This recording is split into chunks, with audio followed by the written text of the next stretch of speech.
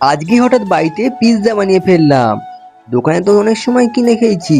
আজকে ভাবলাম দোকানে না কিনে খেয়ে বাড়িতে বানানো যাক। তাই জন্য সবার প্রথমে দই দিয়ে পিৎজার বেসটা মেখে রেখেছিলাম। তারপর তৈরি করলাম পিৎজার সস। তাই জন্য টমেটোটা কেটে একটুখানি গরম জলে সিদ্ধ করে তারপরে টমেটো মোটামুটি সবকিছু ছাড়িয়ে সে একটা পেস্ট বানিয়ে নিলাম। তারপর কিছু মশলা দিয়ে তার মধ্যে দিয়ে দিলাম টমেটোটা। তারপর কিছুক্ষণ পর ফোটানোর পর পিৎজা সস রেডি। তারপর সমস্ত সবজি কেটে নিয়ে সবকিছু রেডি করে প্রথমে পিৎজার বেসটা বানিয়ে নিলাম। তাড়াতাড়ি করে বেসটা বানানোর পর ওপরে কিছুটা পিৎজা সস দিয়ে পুরোপুরি সবকিছু সেট করে ফেললাম। ফাইনালি আমার পিৎজা রেডি। তারপর পিৎজা বেসটাকে দিয়ে দিলাম একটা কড়াইয়ের ওপর, যেটা অনেকক্ষণ আগে ধরে গরম হচ্ছিল। তারপরে এটার ওপর দিয়ে একটা ঢাকনা দিয়ে চাপা দিয়ে দিলাম। তারপর কিছুক্ষণ রাখার পর ফাইনালি পিৎজা রেডি হয়ে গেছে। তো এবার টেস্ট করে পালার কেমন হয়েছে।